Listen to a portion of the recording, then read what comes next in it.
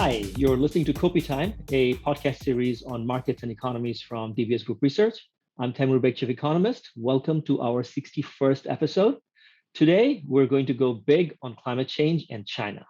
And to do that, we have a very distinguished guest with us from Beijing, Dr. Ma Jun, president of the Institute of Finance and Sustainability, which is an institution based in Beijing.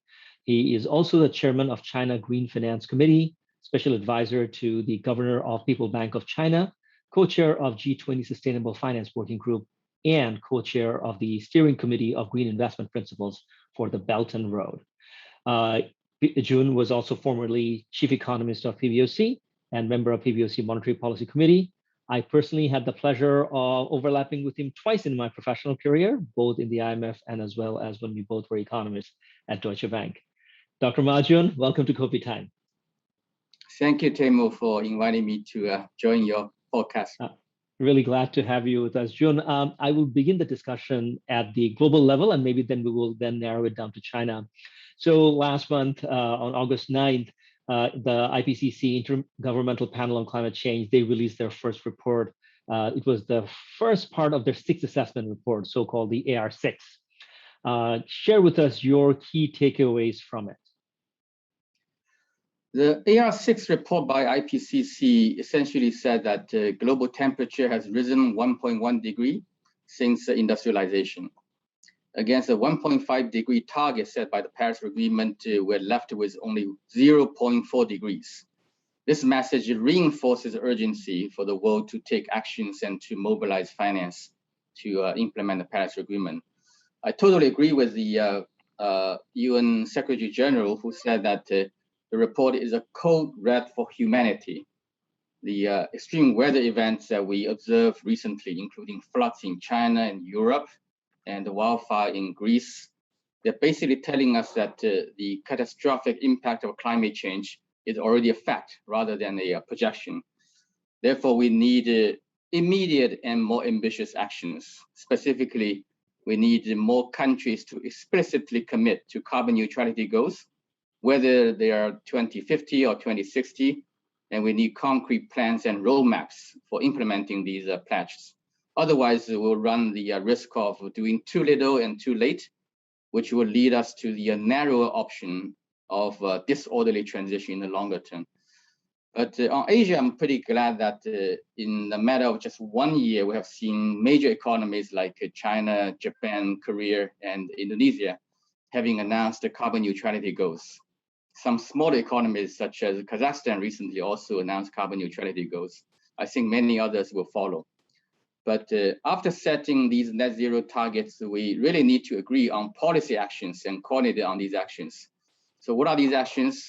For example, we need to remove fossil fuel subsidies, need to introduce emission trading systems or carbon taxation, and we need to define what are the green activities and brown activities that sustainable finance should either support or should avoid. And also we need to invest massively in technology, especially in areas such as hydrogen storage, CCUS, energy efficiency, and so on and so forth. And all major companies and financial institutions, in addition to the governments, they need to have plans and need to have actions. Jun, how do you convince technology optimists that, why do we have to go through all these painful transitional measures if we just wait a little longer and technology will come that will suck out all the carbon from the atmosphere and we don't have to make all these adjustments? Of course, there are lots of uncertainties around the pathway towards carbon neutrality. I think what you're suggesting is probably taking chance, just in case there's some breakthrough in technology happens and the world will be saved, but we cannot take chance. We need to use all possible means, including the existing technologies, such as what we see in the solar, wind, and other energy efficiency sectors, as well as the possible breakthrough in the future.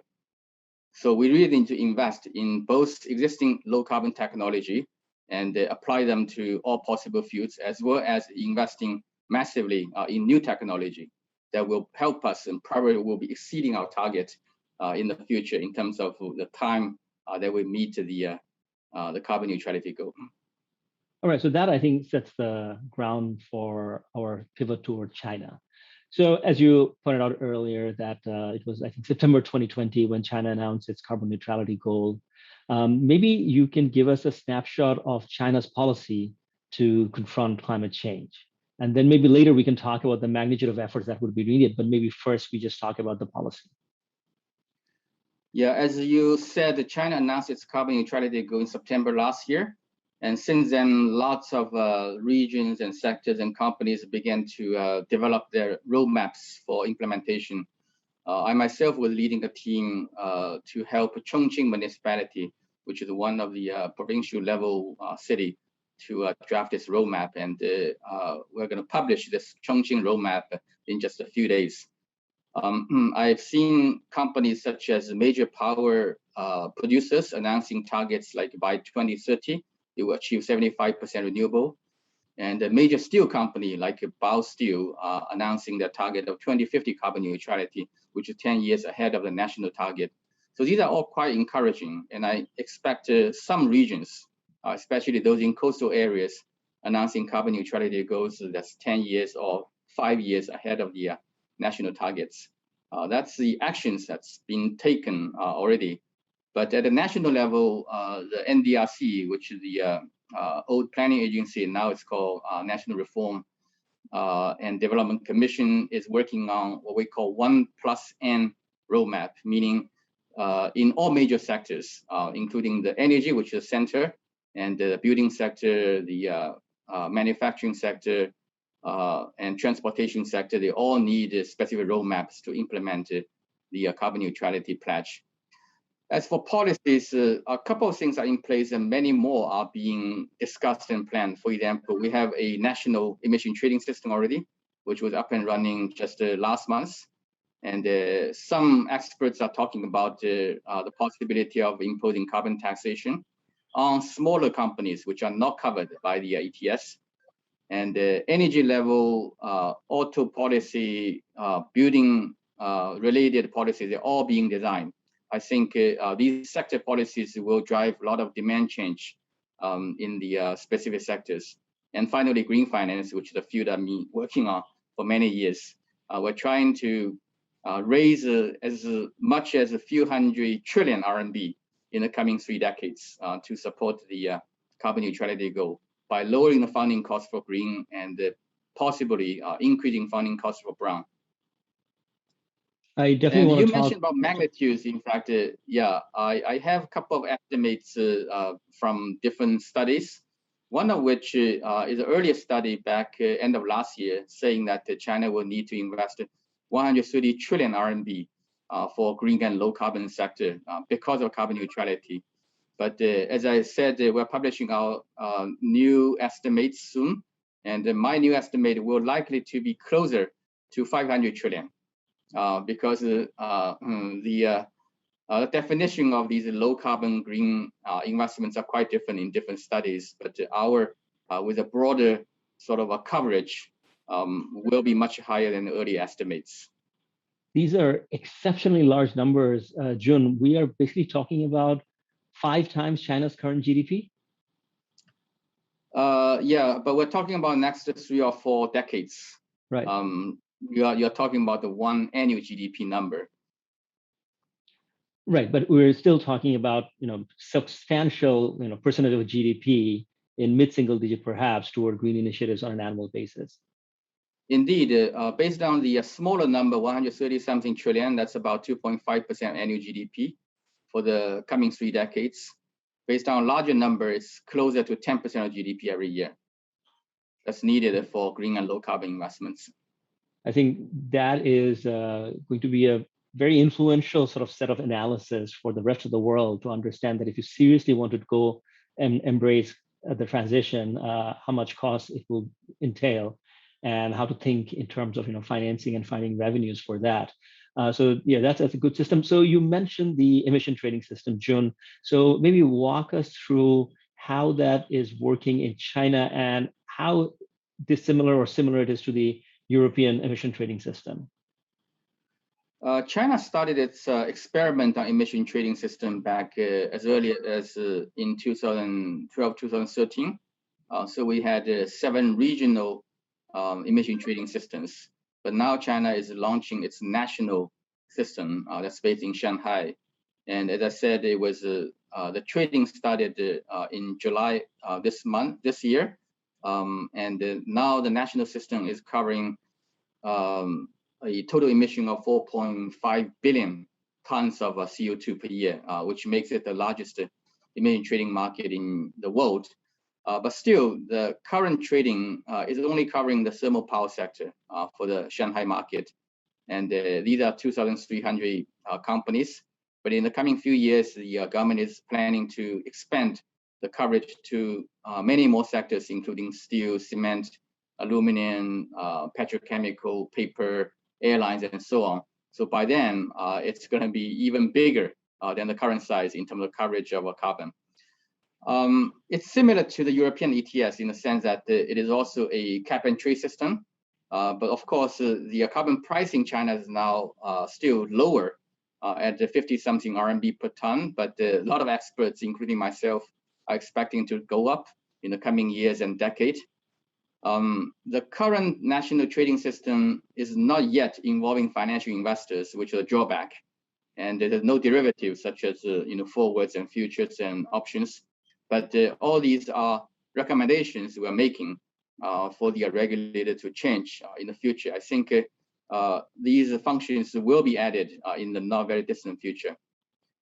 Another element of the Chinese carbon market, which is called CCER, that's China Certified Emission Reduction, which provides a offsetting mechanism that's similar to CDM, or we can call it a Chinese version of CDM. The emitters covered by the national market or the compliance market can buy CCER as a carbon offset. And international airlines can also buy CCER using the CORSIA agreement. But the CCER is not yet open to financial investors, and I think this is possible in the future when we move to refining these policies. So, Jun, I recently had a discussion with Professor David Victor at University of California, San Diego, and he has written quite a bit of work on emission trading system. And he sort of walked us through how, in the case of Europe, it initially did not work very well because the expectation was market-based solutions would be saving the day. But then they basically needed a lot of top-down intervention coming at the European Union level, and then companies sort of fell in line. So would you say that the emission trading system that China is doing is also going to be sort of the latter part of what the Europeans have done, which is more of a top-down signal and the companies would have to sort of follow? Currently, the main market in China, or what I call the national market, is a top-down driven or top-down designed market. But we still have options of developing alternatives. For example, Mark Carney has set up this task force on voluntary carbon market, and my colleagues are involved in studying their standards. And I personally believe that China should also consider developing a voluntary carbon market using the international TSVCM standards. And we'll also have discussions with Guangdong and Hong Kong to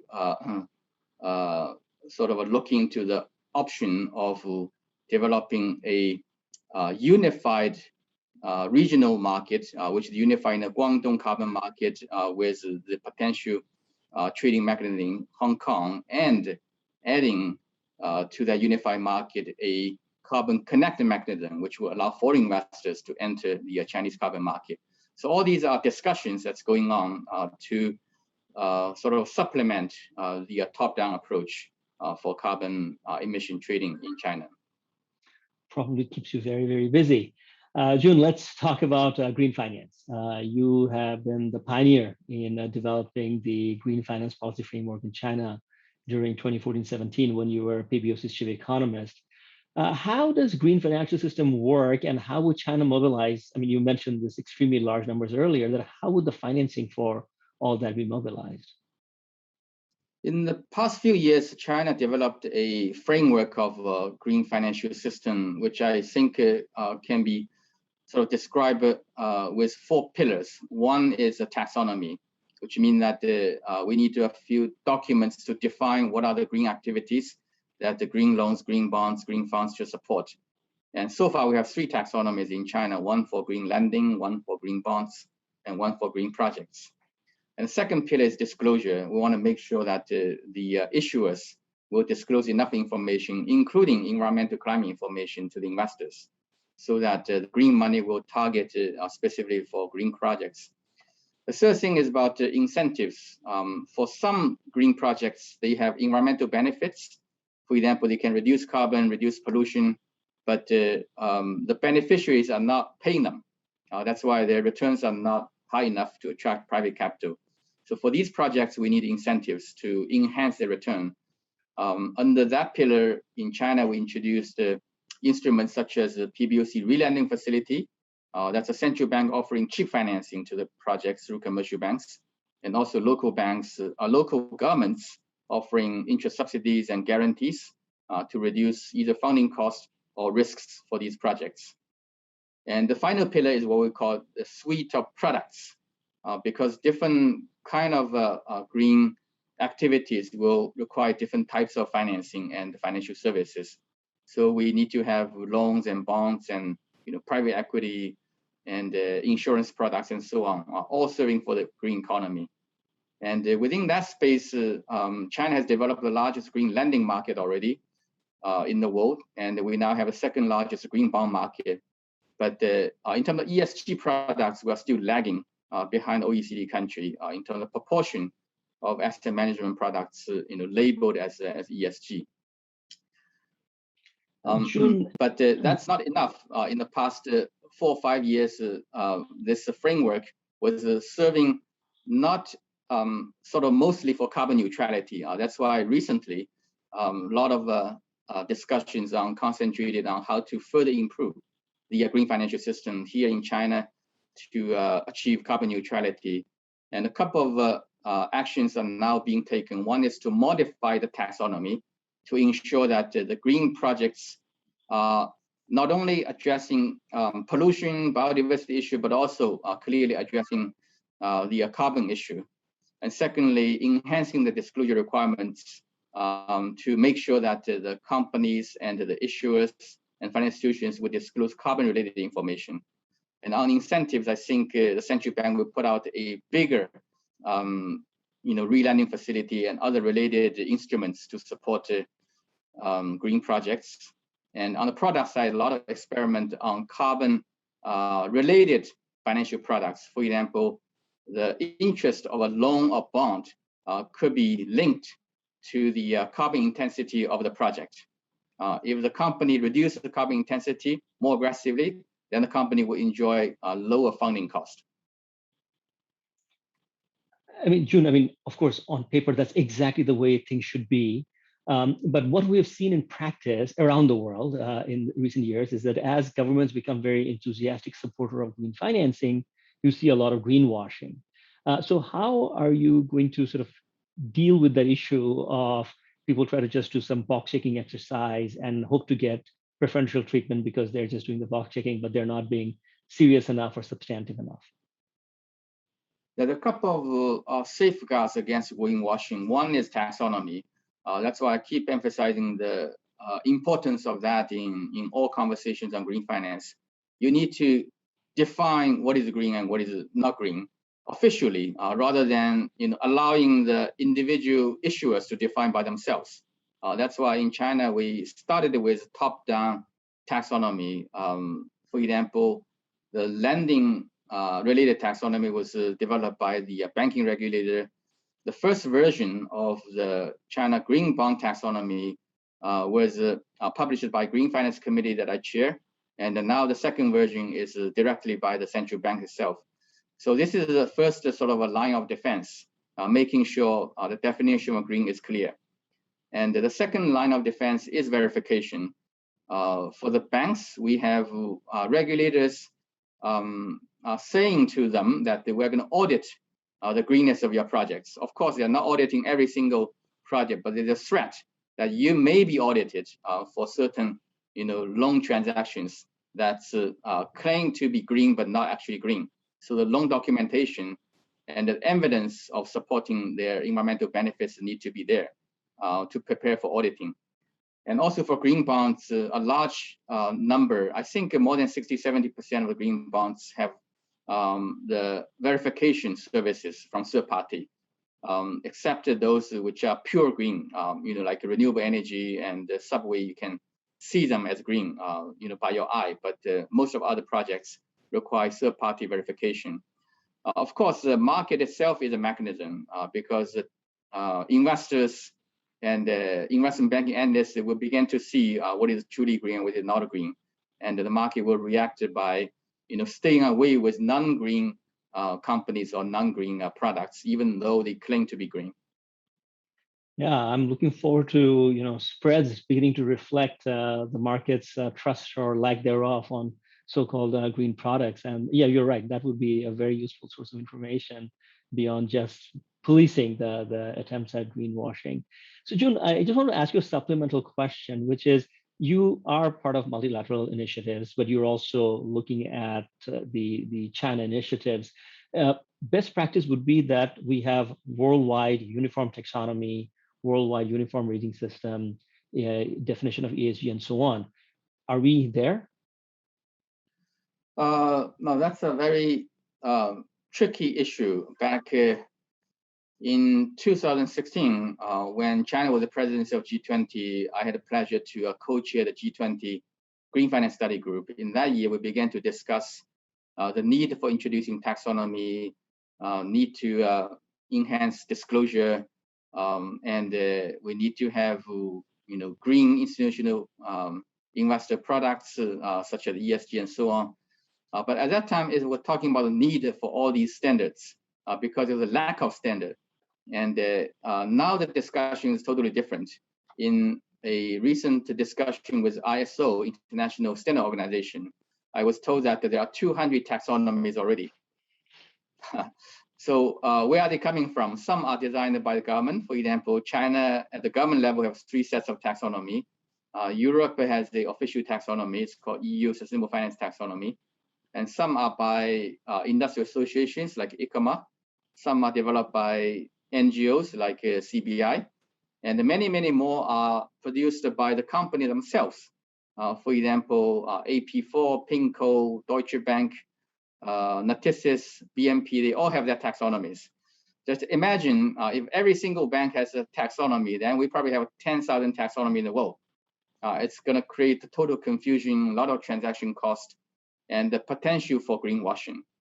That's why I strongly feel right now that we need to move towards consistency, comparability, and eventual convergence of taxonomy in the world. The same thing happened to the ESG rating methodology. Back 5 years ago, there were very, very few rating companies working on that. Now, I think a few dozen companies providing different rating methodology. So the correlation of ESG ratings are very low. If one company says this is a good one, high ESG score, and the other rating company said it's very low, so who do you believe, right? Unlike the credit rating agencies, they provide results which are very, very correlated. So we need to consolidate these methodologies and improving their consistency and transparency. And that's an effort we're making in this year's G20 Sustainable Finance Working Group, which was reestablished by the Italian presidency. And once again, I have a pleasure to co-chair this working group now together with a US colleague. And we're looking into ideas and options on how to improve comparability, interoperability, and eventually consistency of these standards and methodologies for sustainable finance. Jun, could you expand on that a little more? And since we are talking about the G20 Sustainable Finance Working Group, that the coordination among major economies and how will developing economies who are not quite there yet, how they would coordinate with the bigger countries like China and the US, and cross-border green capital flows, I think, is an integral part of all this. How will that get facilitated? Certainly, there are lots of issues that require international coordination. That's why the G20 Sustainable Finance Working Group are focusing on these topics that require highest level of coordination. For example, taxonomy, ESG rating are issues we mentioned already, and reporting standards on sustainability is also very important because there's so many agencies now putting out different frameworks and standards for sustainability reporting. Some are focusing on climate, some are on climate and environment. Some are saying we need to do also biodiversity related reporting. Some are saying we need to do this on a voluntary basis. Some saying we need to do this on a compulsory basis. And some are producing specific templates, and others are saying let's leave it to the companies for them to decide what to do. So all these issues, I think, require coordination. And this year we have a G20 Sustainable Finance Roadmap coming out. I think we're going to see that in October this year when the G20 comes to a conclusion. And within the roadmap, we'll highlight the need for coordination on these specific areas, and also need to further take actions to improve risk management, risk reporting, and on establishing a framework of transition finance, and also on the need to look into how finance can protect biodiversity. Jun, from the broader multilateral, just to focus on Asia for a moment, what are the opportunities for regional cooperation inside Asia right now? I think in Asia there are lots of opportunity because demand for sustainable finance is huge. We have huge countries like China and India and Indonesia in terms of population, and also carbon emissions or carbon intensity are high in these developing countries. So in the future, the demand for sustainable finance, I think, it will be massive. We can coordinate on many different areas. For example, on standards. Can ASEAN countries think about developing a regional taxonomy instead of 10 or 11 smaller taxonomy that's applied to individual countries with limited liquidity? And also, we need to collaborate on developing green technologies and investing in these sectors. Just to give you an example, Temasek is doing great in investing in green tech, including in China. And China has a great production capacity. We can produce a lot of things at a much lower cost than many other countries. So by combining the investments, technology, production facilities, we probably can produce low-cost equipment in many areas, such as renewable equipment, batteries, and EVs for the rest of the world, of course, for Asia. And also within the green finance market, there are a couple of fairly developed markets in Asia, such as Hong Kong, Singapore being open and with a lot of expertise. I think they need to serve the rest of the Asia, especially emerging markets, better by providing financing at affordable cost.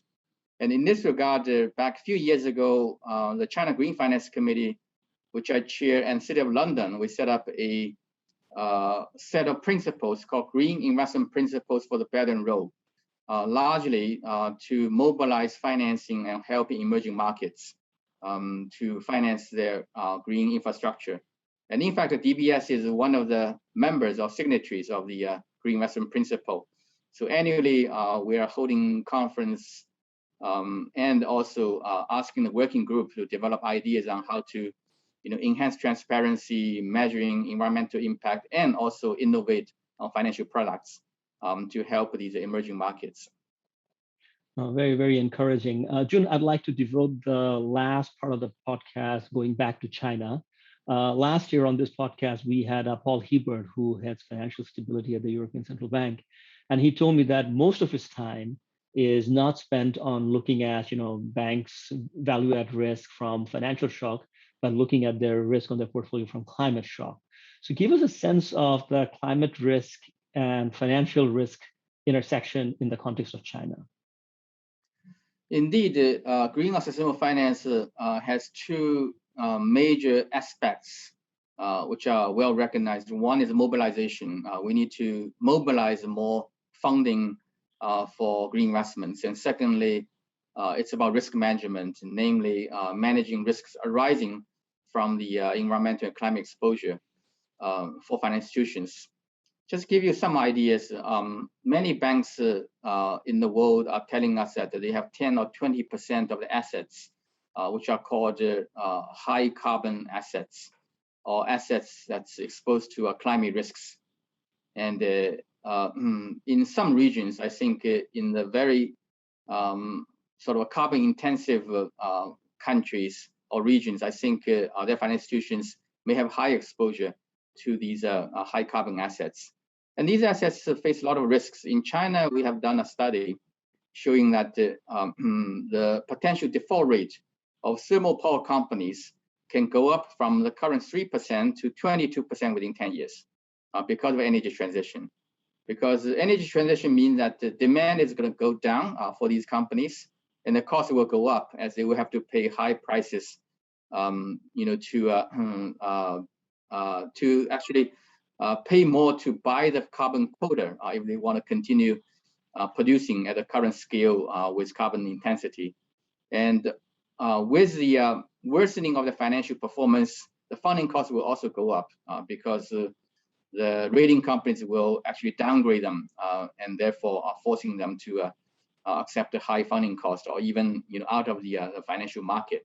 So all these are problems which are facing the high carbon companies, which are the high carbon exposure for the banks and financial institutions. So in China, we're now asking the financial institutions begin to look into the measurement and reporting of these risks. For example, some banks have begun to use a definition of brown taxonomy and began to measure, how much assets we have in this brown space. And I think more than a dozen Chinese banks began to do environmental and climate risk analysis in the form of stress testing.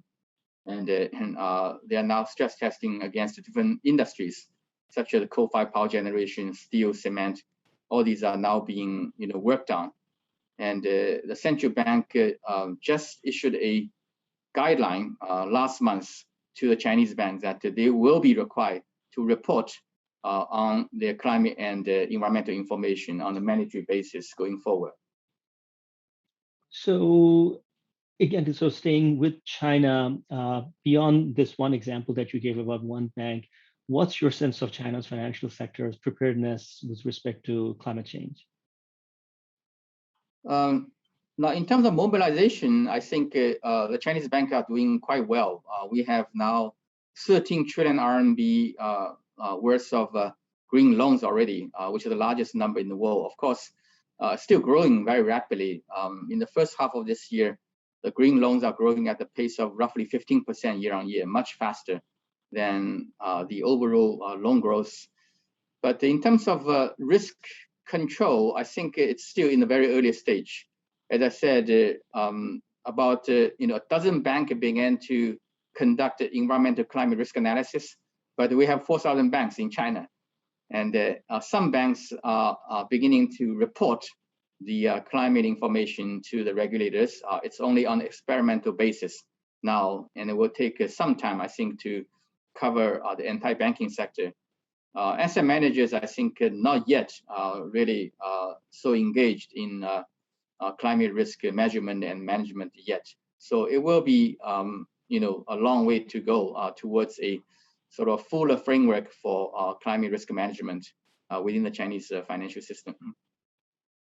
So lots on the agenda, lots of work to do, and clearly you're keeping very busy. I suppose my final question to you is that, how hopeful are you? Because you see the global bureaucracy at work in various multilateral discussions and deliberations that you sit in. And I'm sure you've had moments of frustration, like you were talking about having multiple layers of taxonomy that are often conflicting and confusing. So you've had a long career in private sector, now public sector, now in the global multilateral space. Are you optimistic that we'll make tangible progress? I would say I'm cautiously optimistic. As I said, a couple of things are promising. For example, a lot of large economies are committing to carbon neutrality, and I'm sure many others will follow, partly because of peer pressure. And I'm glad that the G20 re-established the Sustainable Finance Working Group this year after a pause of 2 years, which is a good sign, partly because the US is coming back to Paris Agreement and US-China is now co-chairing this working group and making it more feasible to achieve a consensus within the G20 space. But still, different countries have very different priorities. And sometimes, on issues like whether we should be utilizing carbon taxation, establishing, carbon markets, removing fossil fuel subsidies, still lots of debate in the international community. It's not easy because at the G20 level and many other international forums, the consensus-based decision-making process needs to be followed. And as long as one major member is objecting to a potential consensus, it's very hard to move. That's why we need to have a lot of skills to sort of facilitate the formation of consensus, sometimes by twisting the language so that we can all come to the same page. So, our action matters in a sense that if we make more efforts, make smarter efforts, things can move faster.